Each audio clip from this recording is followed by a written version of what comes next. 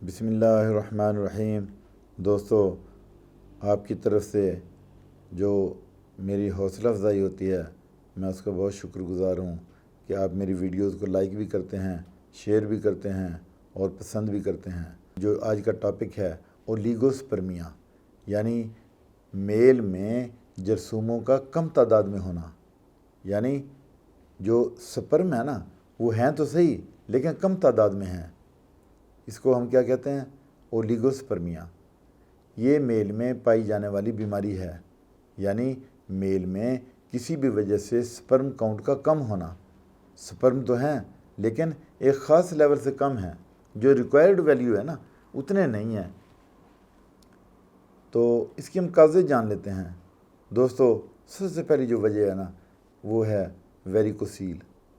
اس وجہ سے بھی سپرم کے راستے میں بندش ہو جاتی ہے اور میل سپرم ٹیسٹیز سے باہر نہیں نکل پاتے۔ یہ جو ویریکوسیل ہے نا، اس میں کیا ہوتا ہے کہ سپرم تو ہیں لیکن وہ کسی وجہ سے، ڈکٹ کی وجہ سے، ڈکٹ بلاک ہونے کی وجہ سے وہ باہر نہیں نکل پا رہے، وہ ٹیسٹیز میں ہی رہ جاتے ہیں۔ دوسرا پوائنٹ کیا ہے، جو دوسری ریزن ہے کہ انجری، زخم کی وجہ سے بھی ایسا ہوتا ہے کہ اگر کوئی انفیکشن ہو گیا ہے تو پھر بھی سپرم باہر نہیں آ پاتے۔ اس کے بعد ایک تیسری جو وجہ ہے وہ ہے ریٹروگریڈ ایجیکولیشن۔ سپرم کا اصل راستے سے نکلنے کی بجائے واپس بلیڈر میں چلے جانا، یعنی یہ اپنا راستہ چینج کر لیتا ہے سپرم، اور جہاں سے انہوں نے ایجیکولیٹ ہونا ہے وہاں سے آنے کی بجائے دوسرے راستے میں چلے جاتے ہیں۔ یہ ایک وجہ کیا ہے؟ ایپیڈیڈیمائٹس، یعنی جہاں پر سپرم سٹور ہوتا ہے وہاں پر سویلنگ ہو جاتی ہے، تب بھی جرثومیں جو ہیں وہ ٹیسٹیز سے باہر نہیں آ پاتے۔ اس بیماری میں بھی جو ہے وہ لو سپرم کاؤنٹ ہوتا ہے۔ اور پھر ایک اور جو بیماری ہے وہ ہے S T D. S T D میں بھی سپرم جو ہیں وہ باہر نہیں آ پاتے اور جو ہے وہ بانجھ پن کا شکار ہی رہتا ہے جو پیشنٹ ہے۔ یہ میل سپرم کی ہم بات کر رہے ہیں۔ دوستو، پلز اور میڈیکیشن بھی اس میں بہت زیادہ اہم کردار ادا کرتی ہے۔ اولیگوسپرمیا میں جو انگریزی ادویات ہیں وہ بھی کم سپرم پیدا کرنے کا باعث بنتی ہیں۔ پھر اس کے بعد لائف سٹائل ہے کہ رات میں کھانا، دن میں سونا، اور اس کے بعد ایکسرسائز نہ کرنا، بیٹھے رہنا، سیڈنٹری لائف سٹائل، یہ سب چیزیں جو ہیں وہ اولیگوسپرمیا کا باعث بنتی ہیں۔ دوستو، سموکنگ سب سے بڑی چیز ہے کہ لنگز اور لیور کو تباہ کرنے والی سگریٹ ہے۔ سگریٹ سے بھی لنگز اور لیور متاثر ہوتے ہیں، سپرم کاؤنٹ بھی کم ہوتا ہے۔ اس کے بعد اوبیسٹی ہے، یعنی جو اوبیس لوگ ہیں ان میں بھی اولیگوسپرمیا کا موٹے لوگوں میں، جو فلیبی ہیں ان میں بھی اولیگوسپرمیا کی ایک وجہ ہے۔ اور شوگر پیشنٹ جن میں بلڈ پریشر بھی ہائی رہتا ہے ان میں بھی اولیگوسپرمیا پایا جاتا ہے، یعنی سپرم کاؤنٹ کم ہوتا ہے۔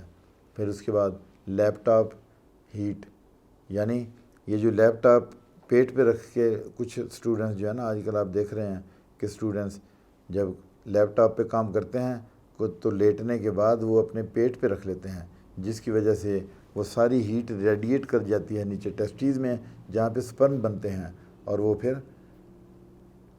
ٹیسٹیز میں سپرم ڈیڈ ہو جاتے ہیں، جس کی وجہ سے بانجھ پن کا شکار ہوتا ہے پیشنٹ۔ پھر اس کے بعد پراسٹیٹ والے پیشنٹ جو ہیں، یعنی اولیگوسپرمیا کا شکار ہو جاتے ہیں، جن میں پراسٹیٹ گلینڈ بڑھ جاتا ہے۔ دوستو، اب ہم اس کا ٹریٹمنٹ دیکھتے ہیں کہ جو اولیگوسپرمیا ہے وہ تو ہو گیا، لیکن اب اس کا ٹریٹمنٹ کیا ہومیوپیتھی میں؟ سب سے پہلی جو میڈیسن آتی ہے وہ ہے پلسٹیلا 200 میں۔ یہ 3 ڈراپ پوٹینسی ہے، تو 3 ڈراپ زبان میں آپ نے ٹپکانے ہیں۔ اس کے بعد دوسری جو میڈیسن ہے وہ ہے روڈوڈینڈرون 200 پوٹینسی میں۔ یہ بھی بہت ہی اچھی میڈیسن ہے اولیگوسپرمیا کی۔ تیسری جو میڈیسن ہے وہ ہے دامیانہ مدر ٹنچر کیو فارم میں۔ یہ سپرم کاؤنٹ کو بڑھاتی ہے۔ جو دامیانہ مدر ٹنچر ہے نا، یہ سپرم کاؤنٹ کو بڑھاتی ہے۔ پھر چوتھی میڈیسن جو ہے وہ ہے کوبالٹم 200 میں۔ یہ میڈیسن بھی سپرم جو ہے وہ جنریٹ کرتی ہے اور نئے سپرم بنتے ہیں اور سپرم کی تعداد کو بوسٹ کرتی ہے۔ پھر اس کے بعد ایک آخری میڈیسن ہے ٹرائبولس مدر ٹنچر میں۔ یہ ٹرائبولس جو میڈیسن ہے یہ بھی سپرم کاؤنٹ کو بڑھاتی ہے۔ اس کے علاوہ اور بہت سی میڈیسن ہیں جیسے ایکس رے، یہ ایک میڈیسن ہے ہومیوپیتھی میں 30 پوٹینسی میں یا 200 میں، یہ بھی سپرم کاؤنٹ کو بڑی تیزی سے بڑھاتی ہے۔ تو یہ جو ہے نا ایز پر سمٹم میڈیسن دی جاتی ہیں۔ میں نے تو کافی میڈیسن بتا دی ہیں، لیکن ہومیوپیتھی میں ایز پر سمٹم میڈیسن دی جاتی ہیں۔